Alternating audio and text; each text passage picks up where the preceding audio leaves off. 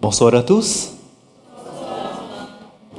Je voudrais encore souhaiter la bienvenue à chacun de vous et aussi et surtout à tous ceux qui nous rejoignent pour la première fois. Merci d'être venus et d'avoir répondu à l'invitation.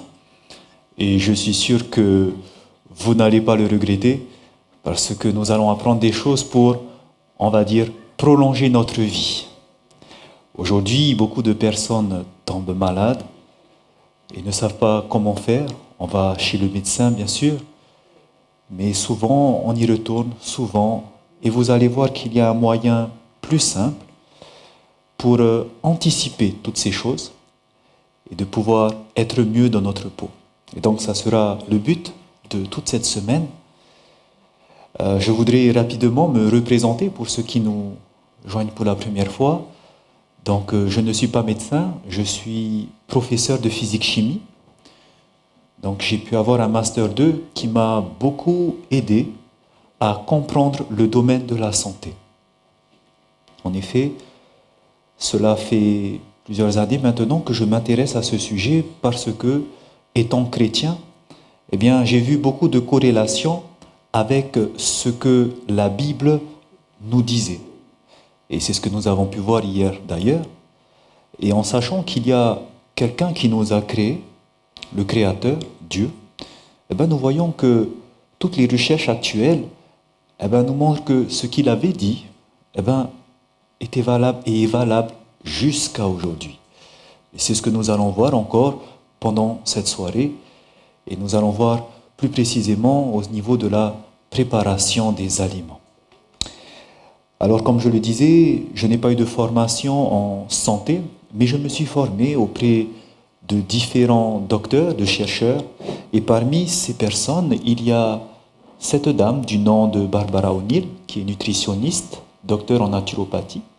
Et également ce couple de docteurs également en naturopathie qui sont Rudy Davis et Jenny Davis.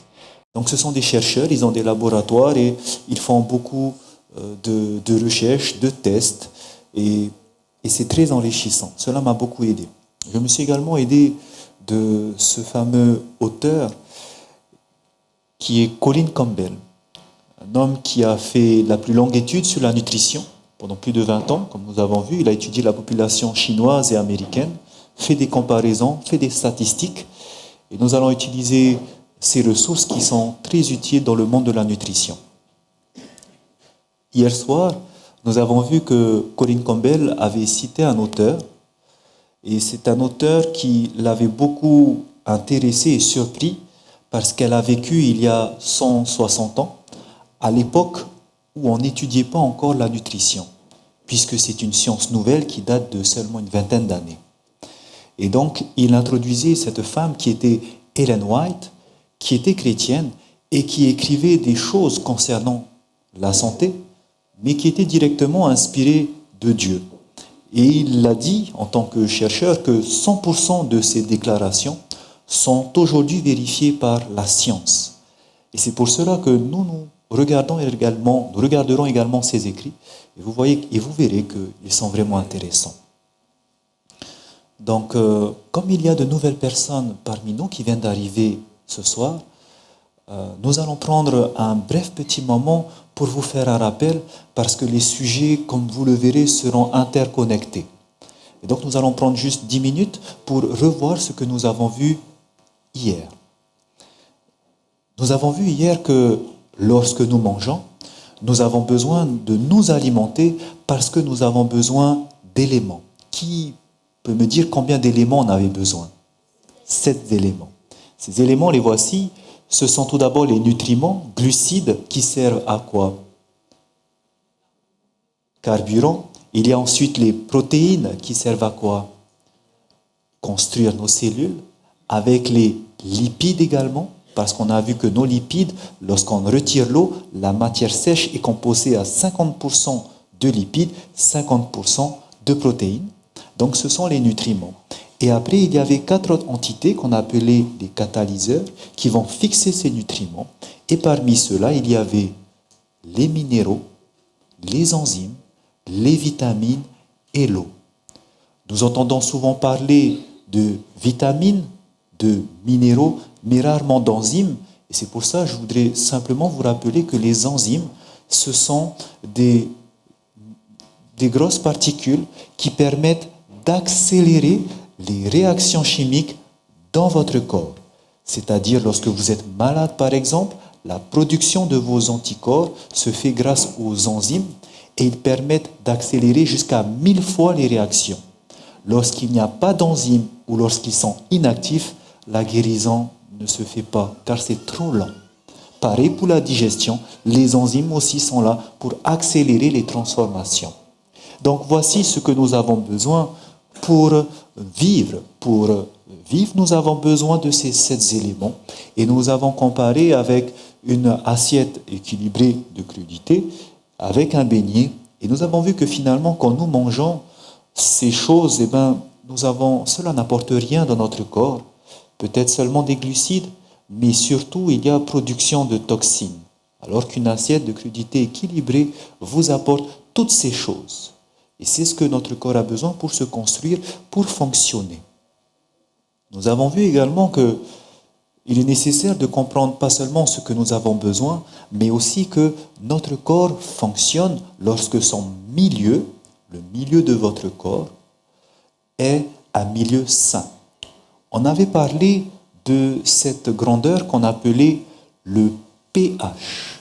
Le pH qui est une grandeur vous montrant l'acidité de votre corps. Nous avons vu que lorsqu'on mesure le pH et qu'il est dans une valeur entre 0 et 7, on disait que le milieu était acide et que plus on allait vers le 0, plus c'était acide et concentré.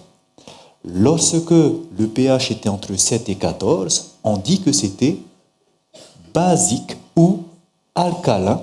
Et plus je vais vers 14, plus je serai alcalin. À 7, nous sommes neutres. Nous avons vu les études de ce docteur Joel Robbins. Vous vous souvenez ce qu'il avait découvert? C'est que tous les sujets malades et atteints de cancer n'avaient pas le même pH que toutes les personnes en bonne santé. Il avait remarqué, avec ses tests, que toutes ces personnes en bonne santé avaient un pH qui était alcalin, légèrement supérieur à 7. Et nous avons vu que toutes les personnes qui étaient malades, au contraire, avaient un milieu acide. Acide, et pour ceux qui avaient le cancer, inférieur à 5,7. Nous avons compris qu'à ce pH-là, les enzymes qui permettent la production des anticorps ne sont plus actives. Les anticorps sont moins produits et la maladie ne fait que dégénérer. Nous avons vu également les tests qu'il a fait lorsque on comprenait pourquoi est-ce que ça acidifiait le milieu du corps, pourquoi est-ce qu'on pouvait le rendre alcalin. C'était directement lié avec ce qu'on mettait à l'intérieur de notre corps. En effet, nous avons vu qu'il y avait des aliments, des substances, qui lorsqu'ils sont ingérés et métabolisés, vont créer de l'acide, alors que d'autres vont créer des substances alcalines et vont remonter le pH. Nous avons vu toute la liste de ces aliments et que plus nous nous dirigeons vers le bas de la liste, plus ils sont acidifiants et permettent un milieu qui va faire que le corps ne fonctionnera pas dans son meilleur état. Nous avons dit qu'il faudrait, alors, lorsque je mange ces choses, d'équilibrer et de rehausser le pH grâce aux aliments qui seront alcalinisants. Que sont ces aliments alcalinisants? On a vu que c'était toute une famille de végétaux. Nous avons vu que les légumineuses, graines, les oléagineux, les fruits et les légumes sont donc cette alimentation qui nous permet d'avoir un milieu alcalin et permettra de combattre finalement tous les anticorps, tous les microbes, virus, etc. Nous verrons plus cela en détail lors de notre soirée de jeudi. Vous allez voir pourquoi est-ce qu'on tombe malade. Et donc, on voit que le milieu est important. Et nous avons vu que cette alimentation, donc à base d'oléagineux, de fruits, de légumes et de céréales, c'était l'alimentation qui avait déjà été prévue pour l'homme. En effet, nous avons vu que si nous prenons la Bible, qu'on appelle aussi la parole de Dieu, eh bien, lorsque Dieu avait créé l'homme, il leur avait donné à manger des graines, des fruits et des oléagineux. Mais après qu'il soit tombé dans le péché, qu'il a désobéi à Dieu, eh bien, la mort s'étant propagée, on nous dit que Dieu avait rajouté des légumes. Et nous avons vu que c'était seulement après le déluge, comme il n'y avait plus rien à manger, que Dieu a permis à l'homme de manger maintenant de la viande pure. Nous avons vu la différence qu'il y avait entre ceux qui vivaient avant le déluge, qui étaient des centenaires, plus de 969 ans, comme nous avons vu Mathieu là, alors qu'après le déluge, eh bien, l'âge va radicalement baisser, 90 ans pour les plus forts. Et donc, on a vu que lorsque la viande alors a été introduite, la maladie également est venue et l'homme ne vivait plus aussi longtemps qu'avant. Et donc, que l'alimentation qui serait parfaite pour l'homme, c'était ce que le Créateur avait donné juste après sa chute, c'est-à-dire uniquement composé de végétaux.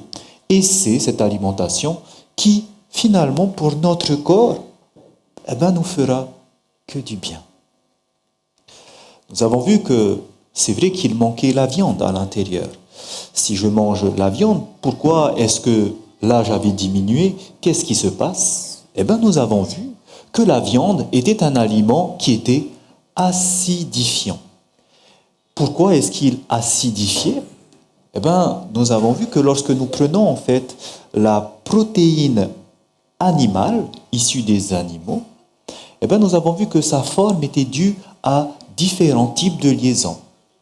Et qu'au moment où la molécule sera digérée dans le corps, nous avons vu que chaque perle représentant les acides aminés vont se découper et libérer également toutes ces liaisons.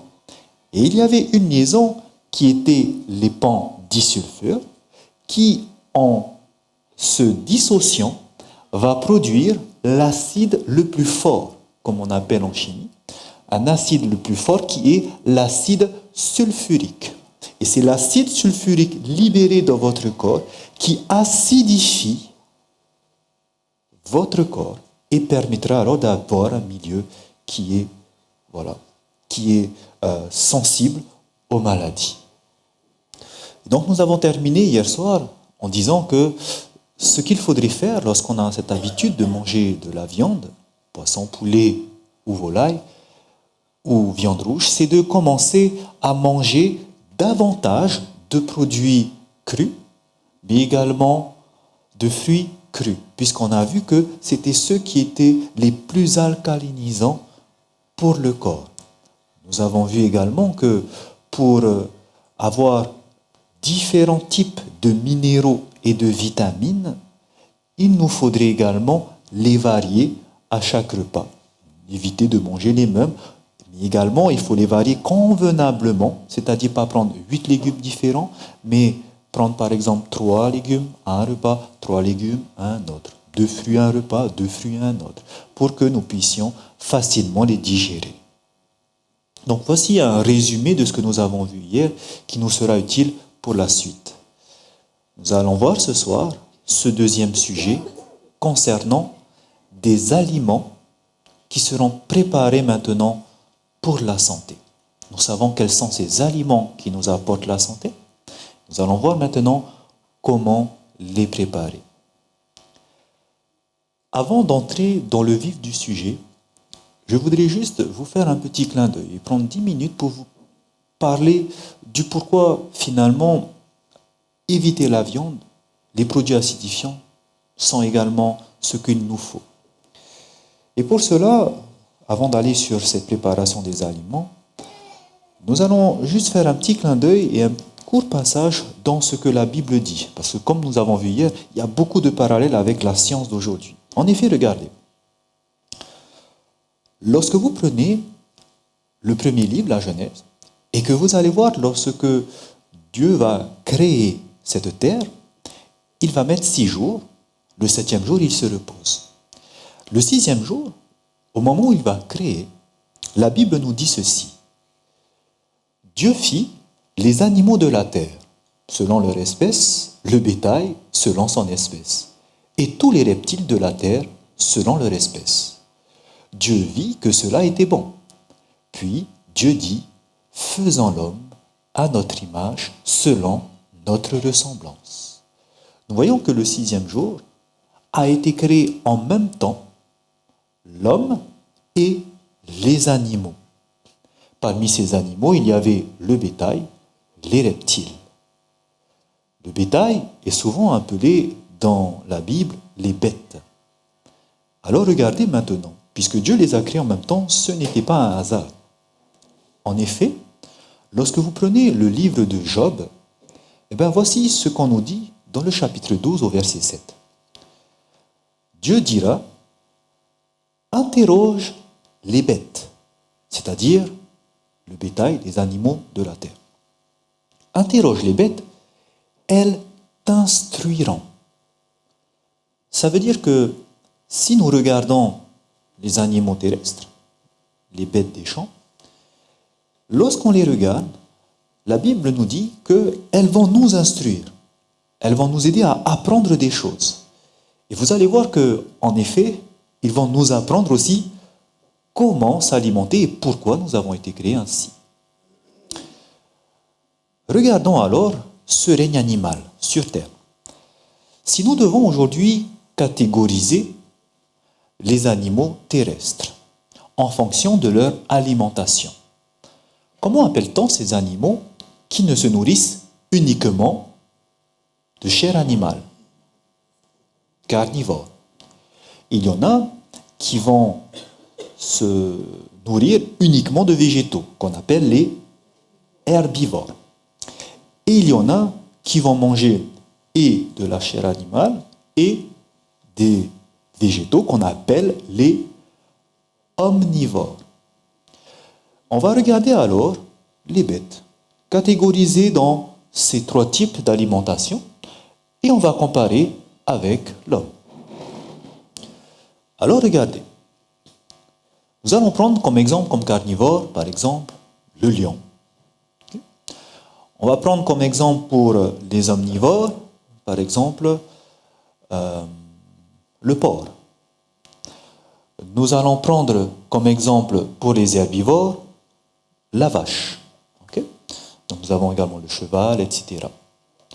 Regardons maintenant, pour chaque catégorie, la façon dont ils vont prendre leurs aliments. Nous voyons les carnivores comme le lion, le tigre, pour prendre leurs aliments, ils ont au bout de leurs doigts des ongles durs qu'on appelle des griffes. Vous prenez les omnivores comme le chat, le porc, vous avez également des ongles durs, pointus, qu'on appelle aussi des griffes. Lorsque vous prenez les omnivores comme la vache ou le cheval, ils ont des ongles mous, qu'on appelle ongles. Et si vous prenez l'homme, nous avons également des ongles mous. Si vous prenez maintenant leur dentition, la dentition des carnivores, par exemple les lions, ils ont leurs canines qui sont plus longues, n'est-ce pas, que le reste des dents. Ils ont des canines longues et vous prenez le chat, vous prenez le porc, ils ont également des longues canines. Vous prenez les herbivores, comme la vache, le cheval, leurs canines sont à la même hauteur que les autres dents. Ce sont des canines courtes. Pour l'homme également, nous avons des canines courtes. Vous allez prendre maintenant, au moment où ils ont pris leur aliment, ils mettent dans leur bouche et leur mâchoire, quand ils vont mâcher leurs aliments. Remarquez comment est-ce que les carnivores mâchent. Un tigre, quand il mâche de façon verticale. Le mouvement de sa mâchoire est vertical. C'est la même chose pour le porc, le chat. Ils articulent leur mâchoire de façon verticale.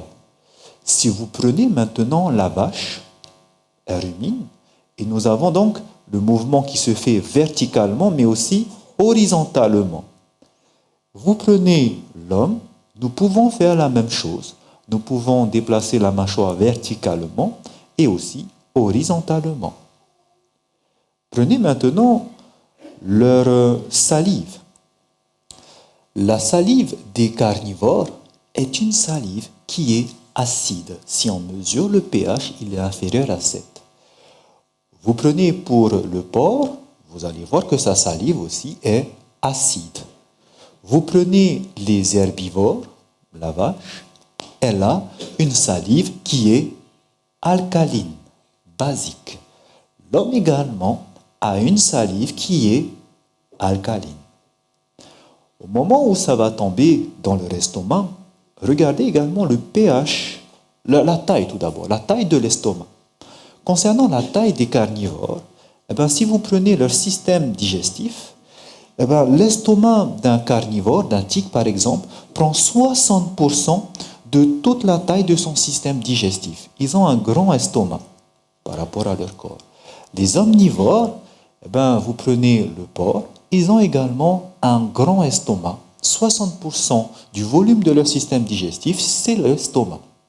Un herbivore, lui, a un plus petit estomac par rapport à l'ensemble du reste de son appareil digestif, 30% uniquement. Pour l'homme, notre estomac a une taille qui fait 30% de notre système digestif, l'estomac. Regardez maintenant à l'intérieur de cet estomac le pH, c'est-à-dire l'acidité. Vous prenez le pH de l'estomac des carnivores, vous allez mesurer un pH de 1, c'est-à-dire très très acide, concentré en acide. Vous allez prendre de même pour le chat, le porc qui sont omnivores, leur pH de l'estomac fait 1. Vous prenez les herbivores comme la vache, le cheval, vous allez voir que leur pH se situe entre 4 et 5, toujours acide, mais moins acide que ceux des carnivores qui devront digérer de la chair. Vous prenez les hommes, nous avons un pH de 4 à 5. Vous allez prendre maintenant l'intestin grêle par lequel les aliments vont continuer leur chemin. Et l'intestin grêle, vous allez regarder leur longueur. Pour les carnivores, ils ont un intestin grêle qui est assez court. C'est-à-dire ça va faire 3 fois la longueur du corps, si on le déroulait. Vous prenez pour les omnivores qui mangent à la fois de la chair animale et des végétaux, la longueur de leur intestin grêle sera un peu plus longue, ça va faire 10 fois la longueur de leur corps. Par contre, pour les herbivores comme la vache, le cheval, lorsque vous déroulez leur intestin, ça va faire plus de 12 fois la longueur de leur corps, car ça met du temps pour assimiler les végétaux. Vous prenez l'homme, et si vous prenez vos intestins et qu'on pourrait les dérouler, vous allez voir qu'ils vont faire également plus de 12 fois la longueur de votre corps. Dites-moi, lorsque Dieu nous dit « interroge les bêtes et elles t'instruiront », qu'est-ce que ce soir ces bêtes nous ont instruit, nous ont enseigné? Elles nous ont enseigné que nous avons un système digestif, un système qui fait pour s'alimenter, pour manger comme qui? Vous regardez, nous nous alimentons comme les herbivores, parce que notre corps a été fait comme les herbivores pour digérer des végétaux. Nous avons été créés de la sorte. C'est ce que nous instruit les bêtes des champs. Lorsque Dieu a créé l'homme, il a tout fait pour qu'il puisse se nourrir de graines, fruits et oléagineux. À cause du péché, les légumes ont été ajoutés. Et nous avons été créés pour manger ces choses, mais la viande a été permise parce qu'il n'y avait plus rien à manger suite aux 150 jours du déluge qui ont recouvert la terre. Donc, nous comprenons que le Créateur nous a fait pour manger des végétaux. C'est ce que nous avons besoin pour notre santé. Deuxième chose que nous allons voir lorsque nous observons les bêtes. Observez les bêtes de la nature et remarquez que lorsque une mère va enfanter un petit, va mettre bas un petit, la première chose que va faire le petit, c'est de faire quoi? De téter la mamelle de sa mère. Il va grandir et au bout d'un moment, il ne va plus continuer à téter. Cela s'appelle le sevrage. Vous regardez maintenant ce même petit. Si c'est un tigran, il va téter sa mère, la tigresse. Si c'est un chaton, il va aller téter sa mère. Si c'est un agneau, il va vers sa mère. Si c'est un veau, il va vers sa mère. Vous n'allez jamais voir un chaton aller téter vers un tigran. Parce que le lait du chat, de la chatte, n'est pas le même que celle de la tigresse.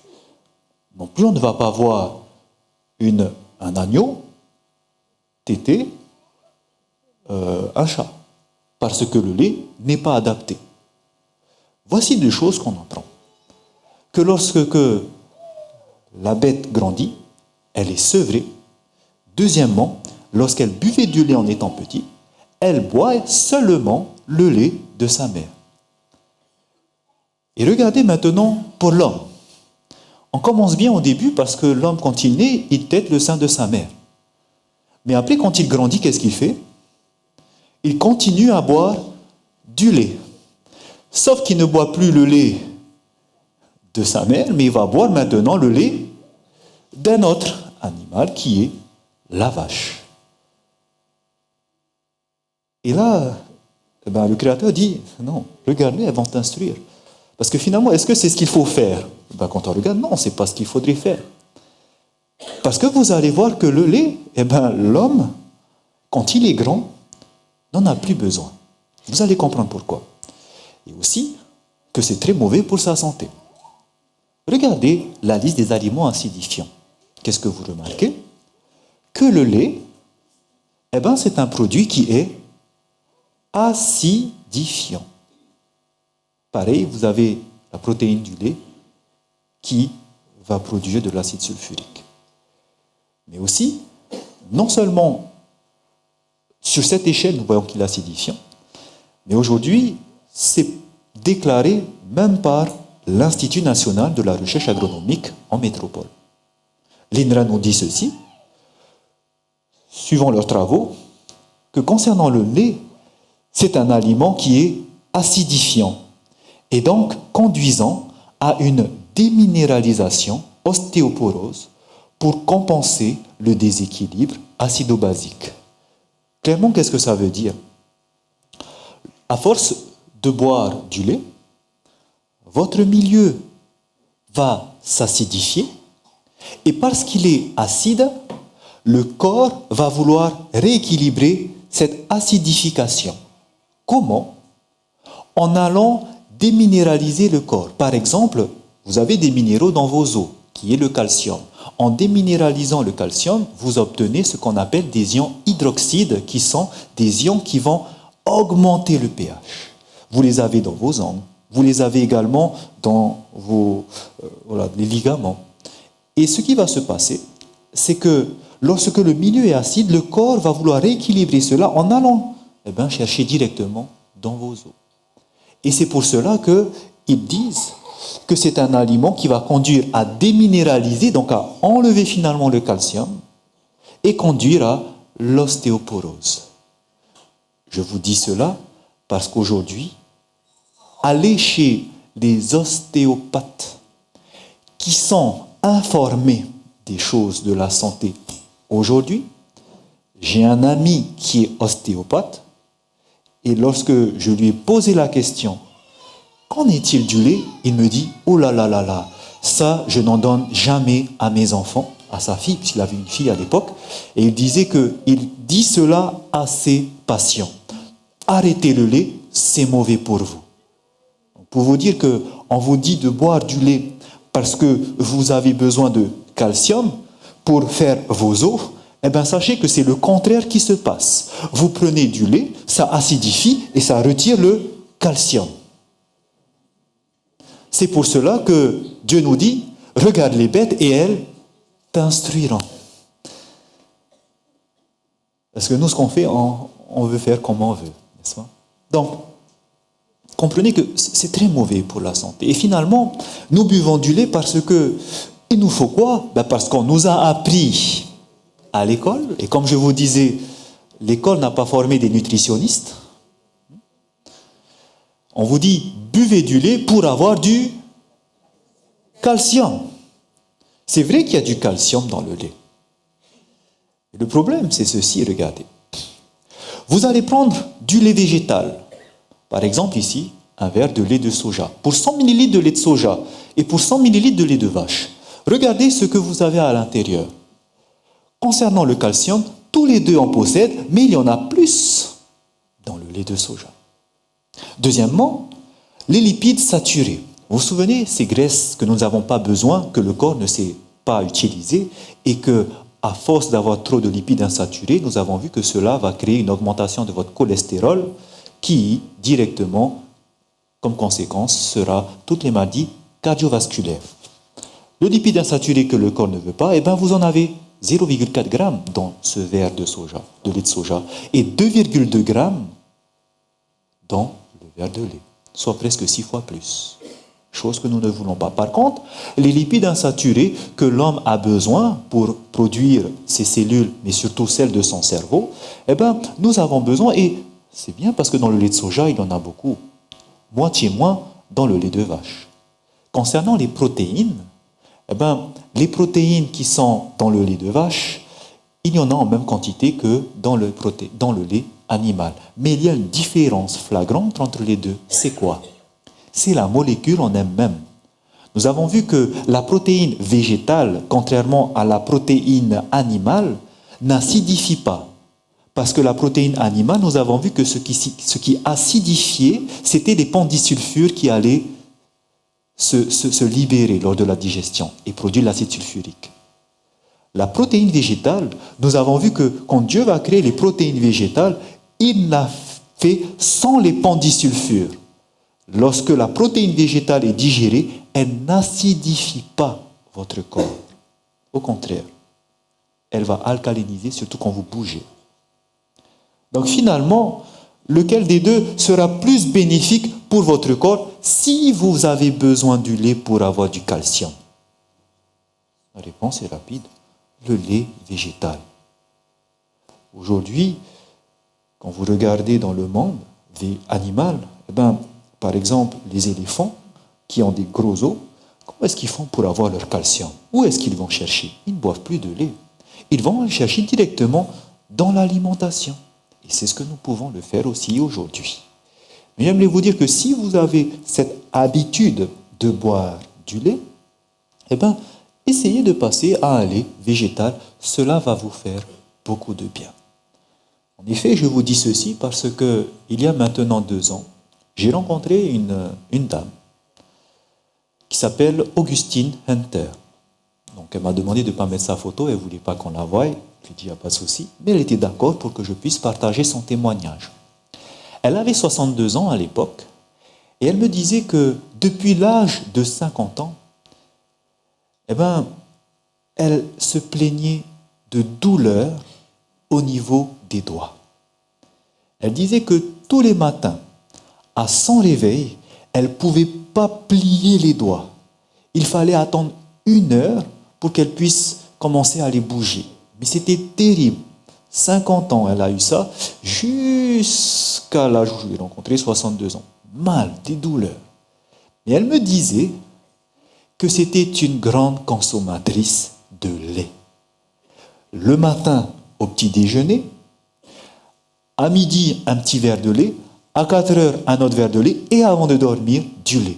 Et elle en buvait beaucoup, tous les jours, du lait de vache. Et on comprend alors ce que apporte le lait de vache, acidifiant le corps, ça fait la déminéralisation, d'où les douleurs au niveau des articulations. Et elle a compris qu'il fallait arrêter le lait, parce que c'était ça son problème. Alors elle va décider de laisser complètement le lait de côté.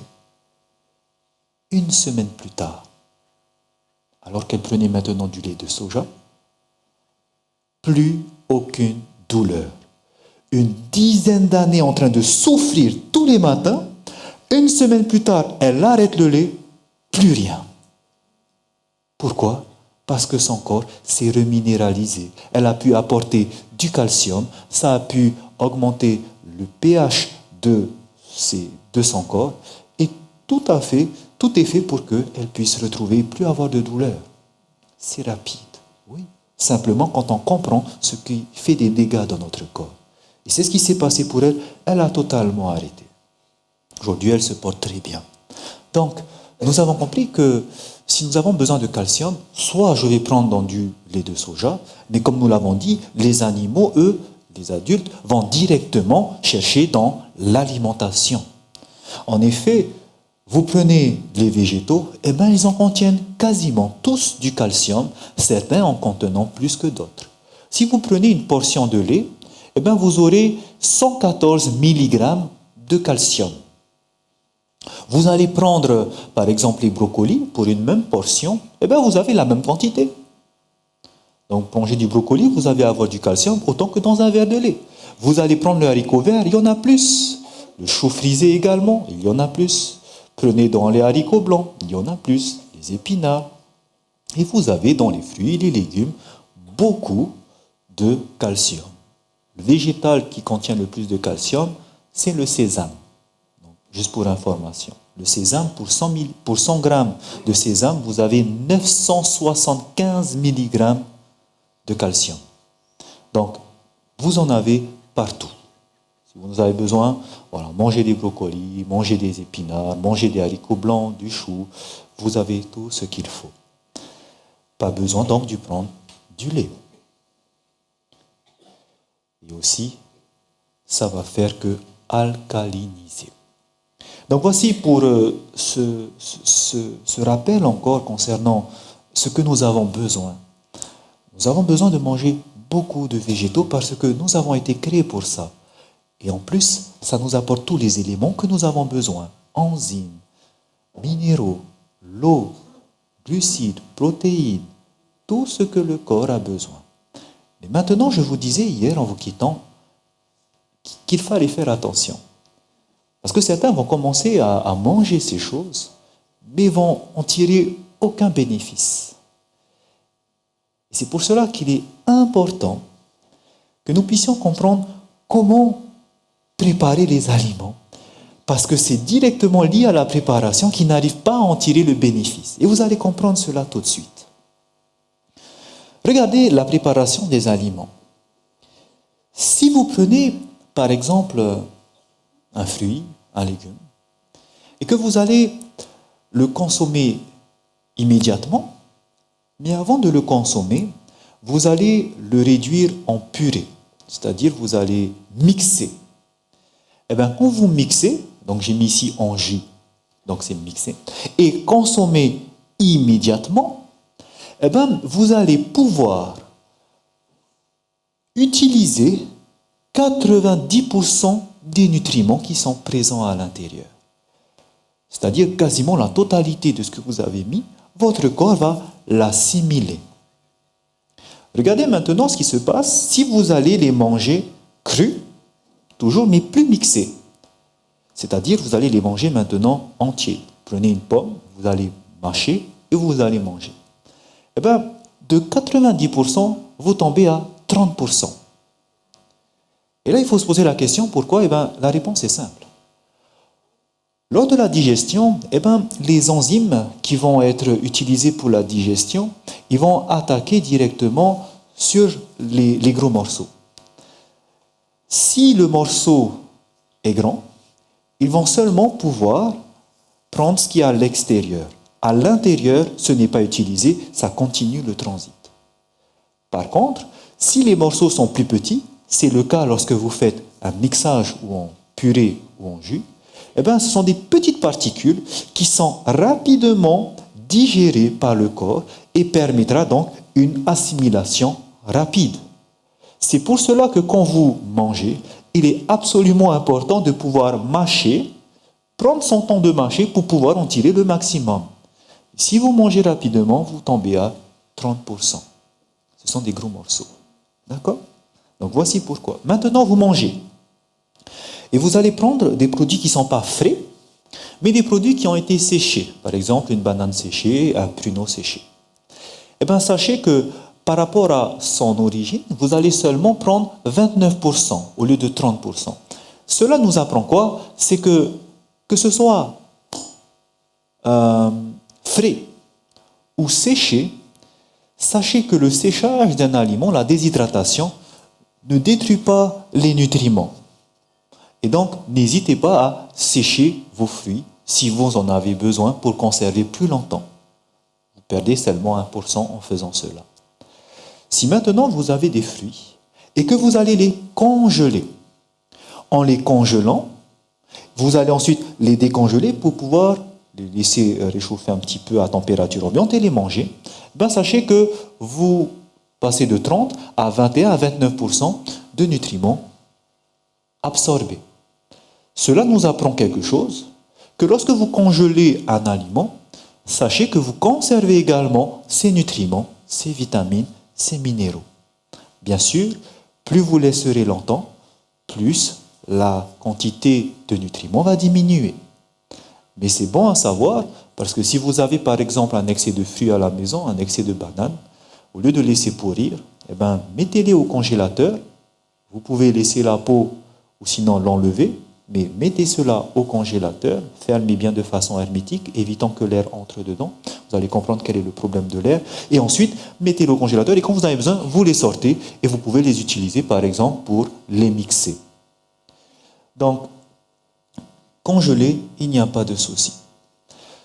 Je voudrais juste vous faire également un petit clin d'œil sur ces produits-là. Quand on dit de consommer immédiatement, c'est un détail qui est important. Pourquoi ? Parce que sachez que lorsque vous laissez un aliment coupé, une fois qu'il est coupé, les vitamines qui sont à l'intérieur vont commencer à s'oxyder. Vous perdrez des vitamines. C'est pour cela que si vous mangez par exemple une crudité, il est important que quand vous le préparez, vous coupez, vous mangez dans l'heure qui suit. Plus vous laissez longtemps, plus les vitamines vont se détériorer et vous aurez moins de nutriments qu'il n'y en avait à l'origine. D'accord ? Donc c'est pour cela aussi qu'on perd en séchant, on perd également en congelant. Donc, on va passer maintenant au moment où on ne les mangera pas crus, mais qu'on va commencer à les cuire. Regardez ce que fait par exemple la cuisson à la vapeur. Un aliment qui était frais, que vous allez mettre à la vapeur, sachez que quand vous allez le manger, de 30%, on arrive entre 12 à 25%. Ça veut dire quoi ? Que vous allez perdre bien sûr des nutriments, mais il y en a toujours pour la cuisson à la vapeur. Lorsque vous allez couper les fruits frais, vous allez les réfrigérer, mettre dans le réfrigérateur. Vous vous souvenez ce que je vous disais ? À ce moment-là, c'est au contact de l'air, ça va commencer à s'oxyder. Et quand vous allez le manger, par exemple, le lendemain, sachez que vous perdez en nutriments. De 30%, vous tombez de 9 à 24%. Plus vous laissez longtemps, moins il y a de vitamines, moins il y a d'enzymes, etc. Parce que ça va commencer à se décomposer, comme vous le savez. C'est pour cela qu'il faut manger directement. Vous préparez une salade, prenez vos légumes, découpez-les et mangez dans l'heure qui suit.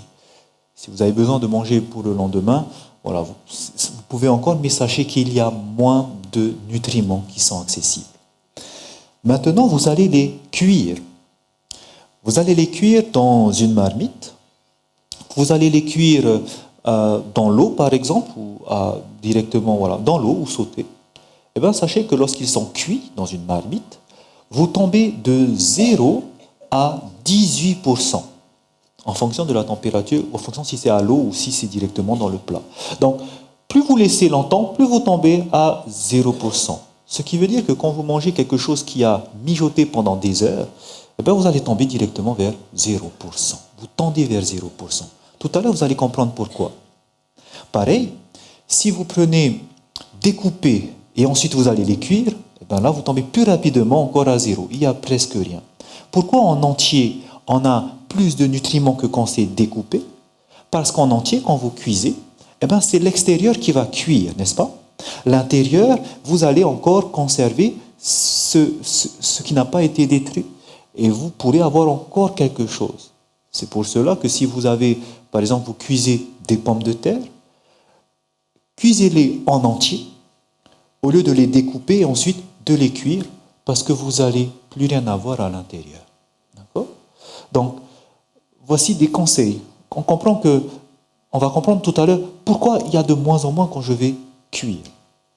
Mais regardez maintenant quelque chose d'intéressant parce qu'il y a des modes de préparation qui vont non seulement faire que vous serez à 0%, mais en plus qui sera néfaste pour votre corps. En effet, par exemple, la cuisson au micro-ondes. Certains ont déjà peut-être entendu qu'on peut faire des gâteaux au micro-ondes. On peut faire du gratin au micro-ondes, on met tous les aliments et laisser dans le micro-ondes et cuire au micro-ondes. Ben, c'est quelque chose que je vous déconseille parce que non seulement vous n'aurez plus rien, plus de nutriments, mais en plus, vous allez ingérer des toxines. Les toxines, c'est quoi? Ce sont des molécules que le corps ne sait pas reconnaître, ne sait pas gérer et qui va les stocker. Ces toxines ici, on va comprendre comment est-ce qu'ils ont été produits tout à l'heure. Vous prenez les conserves du commerce, eh bien sachez que les conserves du commerce, pareil, ne contiennent presque rien au niveau nutriments, parfois 0%, et en plus, ils possèdent des toxines. D'ailleurs, quand vous lisez derrière ce qu'il y a à l'intérieur concernant les vitamines, tout ça, eh bien, sachez que vous allez toujours voir qu'on rajoute des vitamines. Prenez les jus de fruits pasteurisés, les jus de fruits à base de concentré, il n'y a pas de vitamines. C'est pour ça que vous allez voir vitamine C ajoutée. Vous allez comprendre tout à l'heure pourquoi. Pourquoi on est obligé de faire ça. Vous prenez les fritures, eh bien, sachez que la friture également, eh bien, il n'y a plus rien dans ces aliments, mais en plus, il y a production de toxines. Vous prenez les aliments où il y a des additifs alimentaires, des conservateurs, eh bien, sachez que ce sont des aliments pareils qui ont été cuits et qui, malheureusement, ont des toxines, surtout dues aux additifs. Finalement, lorsqu'on regarde la préparation des aliments, qu'est-ce qu'on peut retenir de ce que nous avons vu? C'est que l'idéal, si je veux que mon corps puisse avoir les éléments qu'il a besoin, c'est que je vais les manger préférentiellement de façon crue, frais, et que si j'ai besoin, de les cuire à la vapeur, ou sinon à l'eau, mais pas très longtemps. Et comme cela, je pourrai en tirer le maximum de ces aliments. Cela, eh bien, c'est quelque chose que la science a pu mesurer, mais également que Ellen White, cet auteur, avait déjà déclaré. En effet, dans son livre Conseil sur les aliments, sur la nutrition et les aliments, elle dit ceci à la page 370, que les céréales, les fruits, les oléagineux et les légumes sont les aliments que Dieu nous offre. Mais regardez maintenant comment est-ce qu'il faut les préparer. Elle nous dit à l'état naturel, c'est-à-dire frais, ou apprêtés d'une manière très simple. Ils constituent le régime le plus sain et le plus nourrissant. Il faut les manger de façon simple, crue et frais. Donc, un moyen également de pouvoir en tirer le maximum, et c'est ce que j'ai pratiqué pendant qu'on continue encore, c'est de pouvoir les manger mixés. En effet, c'est là où vous allez en tirer le maximum. On avait vu 90%. Et une manière de le faire, eh ben, c'est cette méthode que j'ai pu retirer de cette auteure qui s'appelle Maeva Shelton. Elle a écrit un livre, Ma santé avant tout. Et à l'intérieur, elle parlait d'une recette qui s'appelait le miam aux fruits, et que j'ai mangé et que c'était vraiment bon. C'est une recette qui apporte, et il est vrai, tous les nutriments nécessaires, les vitamines, les minéraux. Et ben, à partir de cette recette, et ben, avec mon épouse, on a voulu améliorer et nous avons inventé le smoothie complet. Et c'est quelque chose que beaucoup ont essayé et qui est un délice. Essayez-le, vous allez voir, c'est vraiment bon. Il y a tout dedans. Et voici de quoi il est composé, c'est simple. Vous avez besoin d'avoir donc vos sources de minéraux que vous allez trouver dans les graines, également des protéines. Vous allez prendre 1,5 cuillère à soupe de chia, de graines de chia, ou des graines de lin, et que vous allez faire tremper dans un verre de lait de soja, lait d'amande. Vous les laissez tremper pendant 10 minutes, et en fait c'est le temps qu'il vous faudra, voire même 5 minutes, ça suffit, entre 5 et 10 minutes, ça sera en fait le temps qu'il vous faudra pour préparer le reste de vos fruits. Donc ça c'est quelque chose à prendre au petit déjeuner et qui va tout vous apporter. Donc vous allez prendre des bananes, des fruits. Donc ça sera votre source de vitamines, d'enzymes. La base, c'est d'avoir des bananes. C'est vraiment ce qui va donner ce goût onctueux et très bon. Vous rajoutez 1 ou 2 fruits. Donc soit vous prenez, par exemple, ici j'ai mis de la papaye, j'ai mis ici des framboises qui étaient congelées. Donc vous mettez cela. Et vous avez donc cette portion de bananes et de fruits. Essayez d'avoir toujours un petit peu plus, presque autant de bananes que l'autre fruit. Okay? Ensuite, vous rajoutez à l'intérieur vos protéines, donc soit des acajou, soit des noix. Et vous allez ensuite rajouter 4 cuillères à soupe d'huile de colza ou de tournesol. L'huile de colza et de tournesol, ce sont des huiles qui sont bonnes pour la santé car elles contiennent beaucoup d'oméga et des lipides insaturés, mais aussi l'huile d'olive, il est un petit peu à éviter dans le sens où le goût ne sera pas très agréable, ainsi que l'huile de coco, c'est pas agréable. Essayez cela, ils sont meilleurs. Donc 4 cuillères à soupe d'huile, vous pourrez rajouter à la fin un jus de citron. Le jus de citron va permettre de conserver votre jus. C'est-à-dire que comme il sera mixé, ça va facilement s'oxyder, mais quand vous allez presser le jus de citron, vous pourrez le garder et le consommer dans l'heure qui suit. Une fois que vous avez pressé le jus de citron, vous n'avez plus qu'à rajouter votre lait que vous avez fait tremper les grains de chia ou de lin. Vous mettez à l'intérieur et ensuite vous mixez le tout. Essayez-le, vous allez voir, c'est très bon. Et vous allez voir que ça va vous faire tenir toute la journée. Vous n'aurez pas faim, vraiment. Vraiment, c'est efficace. Essayez-le. Beaucoup de personnes l'ont goûté et ils me disent tous, mais c'est génial, c'est bon. Oui, mais prenez toujours la banane comme je vous ai dit. Le meilleur mélange, pour moi, c'était banane et mangue. Banane mangue. Vous rajoutez aussi des acajou. Pour moi, c'est ce qui a le meilleur de goût. Voilà. Donc ça, c'est des petites astuces que j'aimerais vous donner qui va vous aider. Si on revient à la diapo de tout à l'heure, on avait vu finalement que quand vous commencez à cuire et vous coupez au contact, quand vous commencez à cuire, la valeur nutritionnelle diminue. Et nous allons comprendre en fait pourquoi. Et pourquoi lorsqu'on arrive à un certain stade, on va produire des toxines. Comment cela se fait-il? Regardez la raison. La raison, elle est simple. Le problème vient de la cuisson et surtout de la température. Lorsque vous allez augmenter en température, sachez que les enzymes, vitamines, ce sont des éléments qui sont stables à une certaine température. Au moment où vous allez augmenter la température, soit elles vont se dénaturer, changer de forme, soit elles vont passer d'un état à un autre. Voici ce qui se passe quand vous allez, par exemple, dépasser 50 degrés. Dépasser 50 degrés, vous n'avez plus d'enzymes à l'intérieur de vos aliments. Parce que les dernières enzymes, elles seront encore actives à 50 degrés. Et après 50 degrés, ça y est, il n'y en a plus.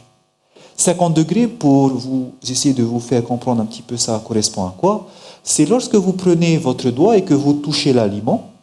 Si vous pouvez, si vous supportez la chaleur en touchant, sans vous brûler, vous êtes à la température de 50 degrés. D'accord? C'est cette limite que le corps peut toucher sans se brûler. C'est 50 degrés. Vous dépassez ça, vous n'avez plus d'enzymes. Si vous continuez à chauffer, par exemple, vous allez de 60 à 75 degrés, il n'y a plus de vitamine C. Et c'est pour ça que lorsque vous prenez les jus à base de concentré, il n'y a plus de vitamines.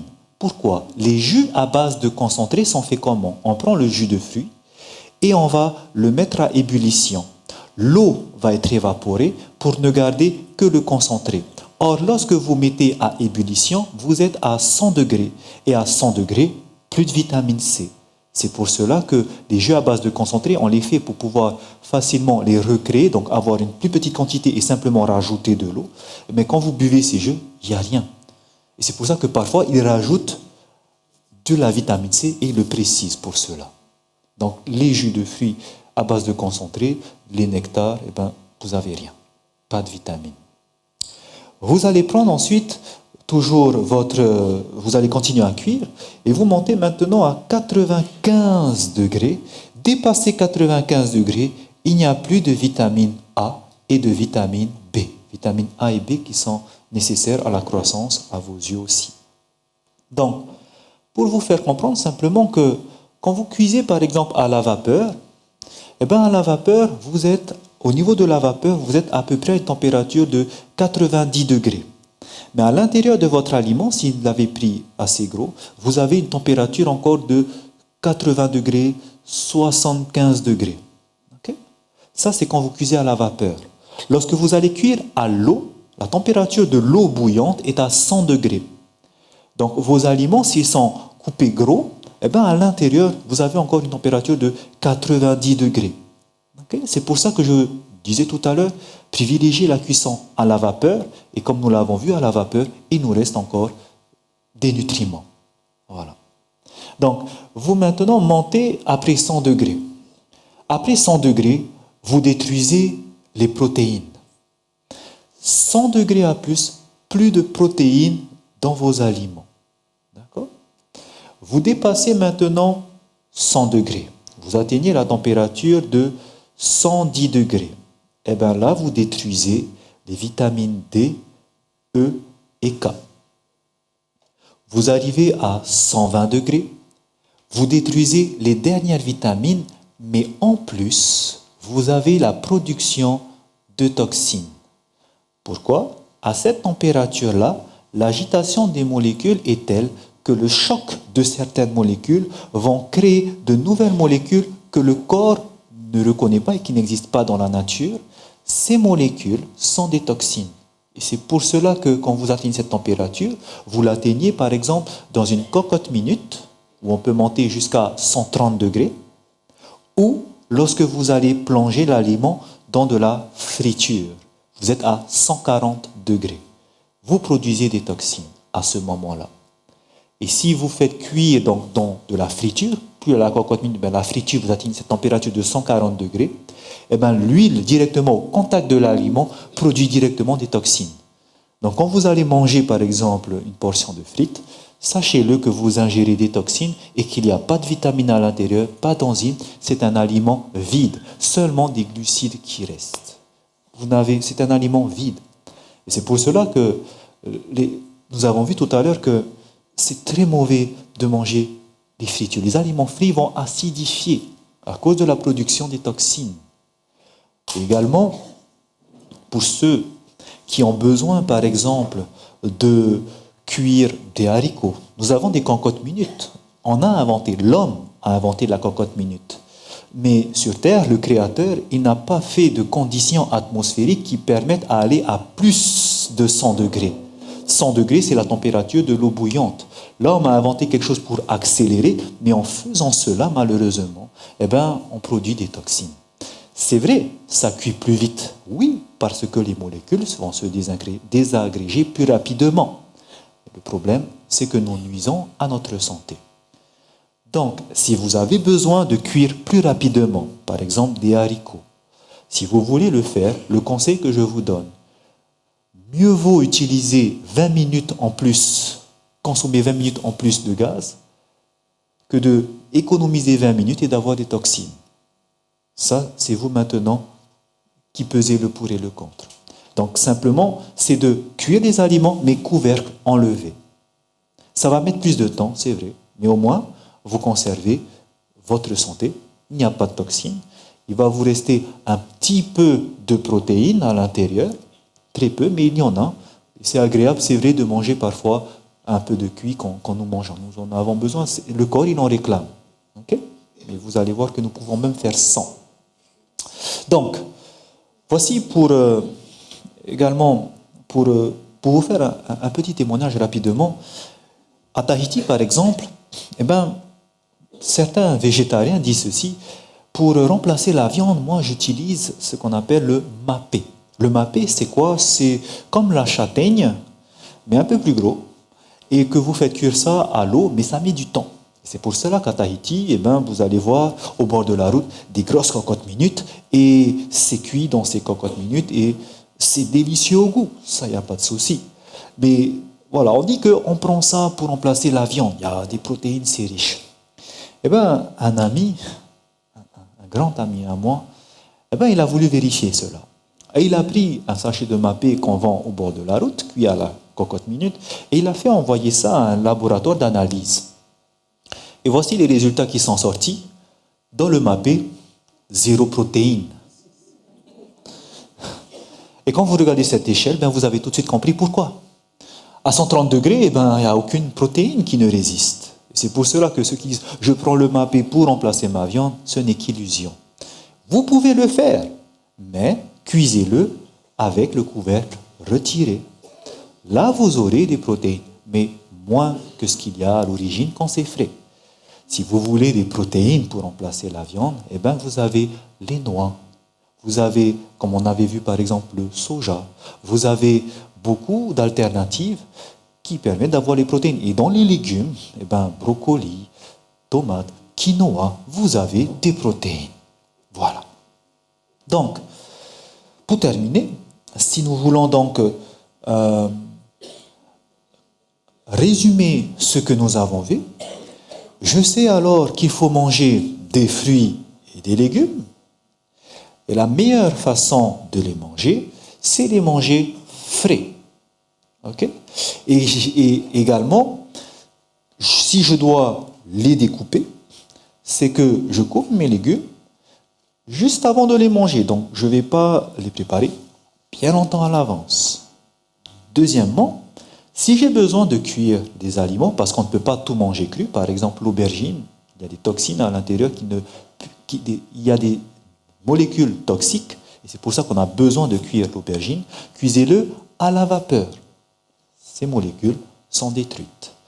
Donc, on va préférer donc cette cuisson à la vapeur ou sinon à l'eau. Okay. Et également, dans les îles, peut-être ici aussi, mais c'est un conseil que je vous donne également plus, eh ben on aime beaucoup cuisiner avec le lait de coco. Et si vous voulez cuisiner avec le lait de coco, un conseil, ne cuisez jamais le lait de coco. Non seulement vous n'allez rien avoir, plus de vitamines, plus d'enzymes, alors qu'il y en a beaucoup dans le lait de coco, mais en plus vous allez produire des toxines. Le conseil est celui-ci, c'est que si vous avez besoin du lait de coco, vous faites ceci. Vous préparez vos aliments comme vous avez l'habitude et quand vous avez terminé, vous attendez que le mélange se refroidisse, c'est-à-dire quand ça atteint 50 degrés, vous vous souvenez, vous juste touchez, quand vous supportez, à ce moment-là, à la fin, vous versez le lait de coco et vous mélangez le tout. Là, ça va vous permettre de bénéficier des enzymes qu'il y a à l'intérieur, des vitamines et de manger vraiment de l'alimentation saine. Voilà. Donc, utilisez le lait de coco à froid. Le lait de coco peut s'utiliser autrement, parce que c'est très bon pour la santé. Il peut s'utiliser directement accompagné de vos crudités. Alors, nous avons parlé de crudités parce que c'était les meilleurs aliments. Ils contiennent des protéines, lipides, vitamines, enzymes, glucides, tout ce que nous avons besoin. Et souvent, on va accompagner ça d'une vinaigrette. Et malheureusement, quand on utilise la vinaigrette, on met du vinaigre, qui est un puissant acidifiant. Et c'est pour ça, regardez, une alternative pour avoir une vinaigrette, c'est de faire ça. Je vous disais qu'on utilise certains des épices. Je vous disais la dernière fois que les épices sont acidifiants. Mais un type d'épice est acidifiant. Voici les aliments épicés qui acidifient. Ce sont tous ceux, quand on prend les épices, ce sont les épices issues de fruits, comme par exemple le poivre, moutarde, piment. Vous avez des épices qui sont issues de bulbes, comme l'ail, échalote, oignon, gingembre, curcuma, qui, eux, n'acidifient pas. Ceux-là sont des puissants acidifiants, et c'est eux qu'il faut éviter quand je vous parlais d'aliments acidifiants, avec les aliments épicés. C'est ces épices-là qu'il faut éviter, sauf le piment de Cayenne. C'est un piment qui alcalinise et en plus qui a beaucoup de propriétés médicales. Cette famille de bulbes, avec cela, vous pouvez ajouter des herbes pour faire votre vinaigrette. Les herbes, ce sont persil, basilic, aneth, menthe. Donc vous prenez un peu de bulbe, oignon par exemple, ou ail, vous rajoutez des herbes, et avec ça, eh ben, vous avez en fait votre pharmacie. En effet, sachez que les bulbes qui sont ici avec les herbes, vous allez prendre dans un livre de médecine, vous allez voir que c'est ce qu'on appelle les alicaments. Ce sont des plantes directement qui vont vous apporter des antibiotiques naturels, des anti-inflammatoires naturels, anticancérigènes, vous avez des antioxydants, ce sont des alicaments.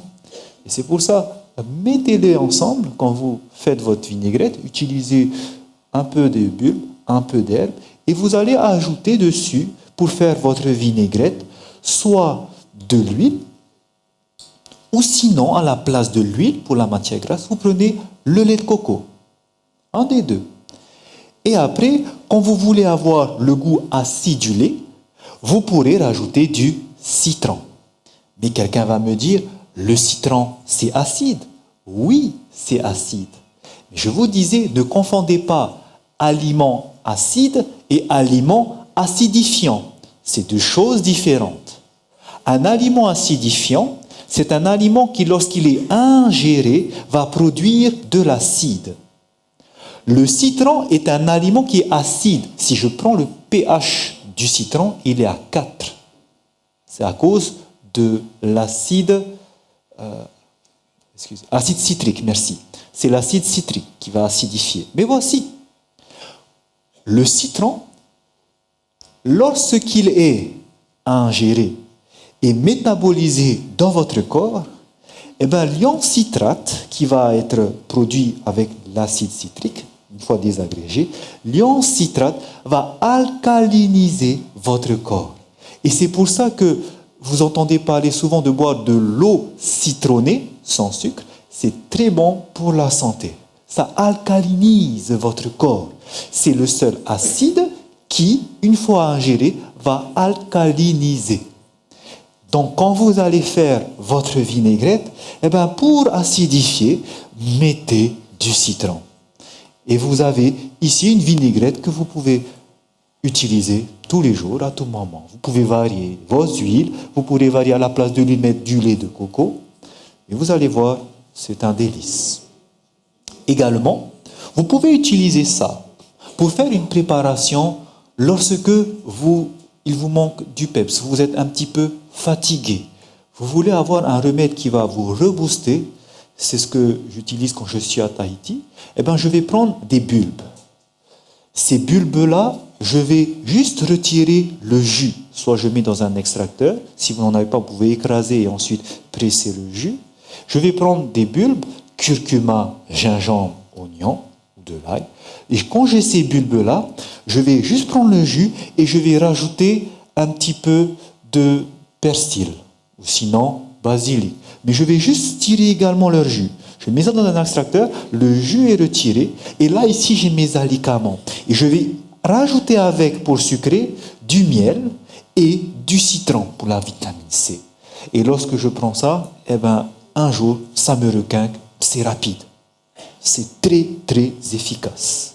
Donc, utilisez ça, c'est un remède naturel et qui va vous soigner directement. Essayez-le, vous allez voir, ça fonctionne. Donc, finalement, si nous devons conclure sur ce que nous avons vu ce soir, eh ben, il est bon de manger des végétaux, mais il est encore mieux de savoir comment les préparer. Nous avons vu que la préparation idéale, c'est de les manger frais et crus. Aujourd'hui, vous entendez dans le monde ce mouvement où beaucoup se mettent au végétarisme. Certains végétalisme, seulement des végétaux. Et vous allez voir que ce sont des personnes qui aujourd'hui vont l'adapter dans le mode sportif. Beaucoup de sportifs de haut niveau ont vu la différence quand ils ont commencé à adopter cette alimentation végétarienne, car leur performance n'en fait qu'augmenter. Même des bodybuilders, pour avoir de la masse musculaire, il y a également le régime végétarien qui vous apporte tout ce qu'il faut. Vous prenez le gorille, un animal qui est fort, il se nourrit exclusivement de végétaux. Vous prenez le cheval qui est un animal qui fait que de muscles, il mange uniquement de l'herbe. Parce que les végétaux, peuvent nous aider pour le monde sportif. Et s'il y a des sportifs parmi nous, sachez que ça fonctionne. Je voudrais vous parler de ce jeune homme du nom de Julien Rio. Il a aujourd'hui 25 ans.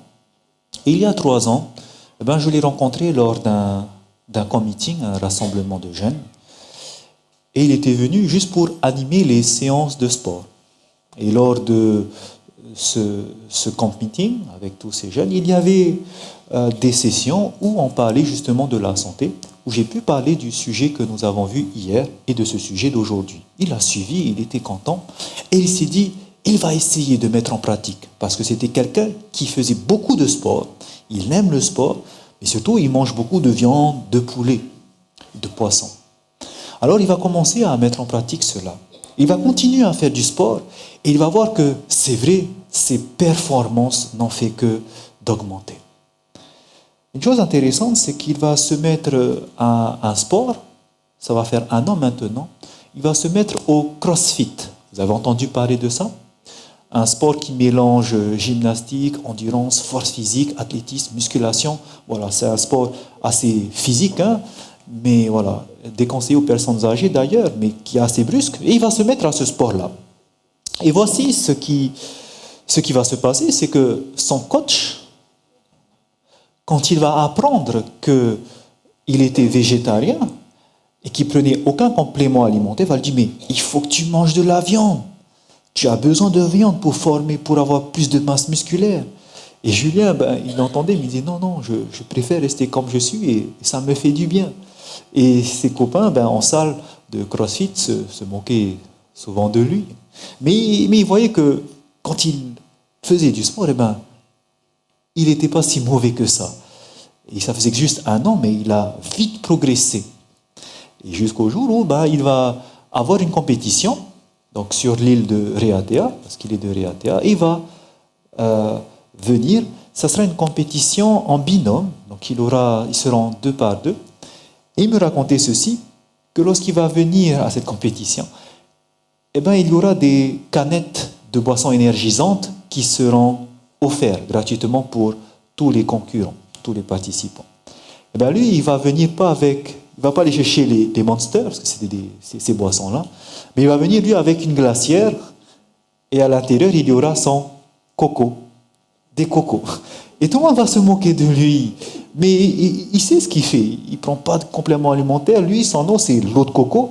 Et c'est ça qu'il va utiliser parce que les épreuves duraient toute la journée. Il avait des qualifications et la finale se faisait l'après-midi. Voilà que, alors que tout le monde prenait le Monster, lui, il était avec son eau de coco. Et ils ont pu atteindre avec son binôme, qui lui, ça faisait des années qu'il pratiquait, il est beaucoup plus volumineux que lui. Ils ont pu atteindre la finale. Et au final, il a remporté le challenge. C'était le vainqueur. Son binôme a remporté.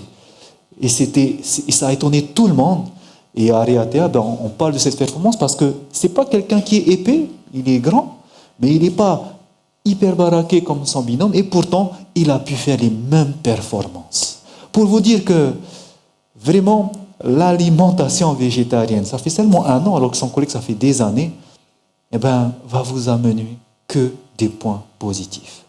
Essayez-le et vous le verrez.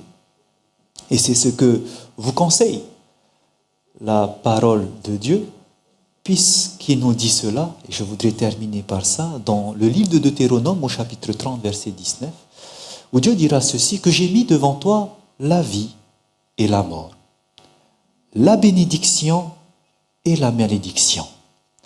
Aujourd'hui, vous savez que vous avez 2 types d'alimentation.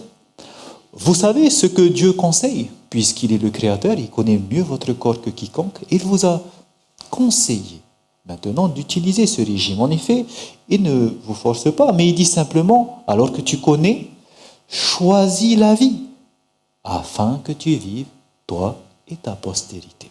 Il nous dit, choisis ce qu'il y a de meilleur, et vous allez voir, essaye. Tu n'as rien à perdre. Essayez simplement et vous allez voir la différence sur votre corps. Ça ne va vous apporter que de bonnes choses. Merci à vous. Merci d'avoir été présent ce soir. Nous vous souhaitons une bonne soirée.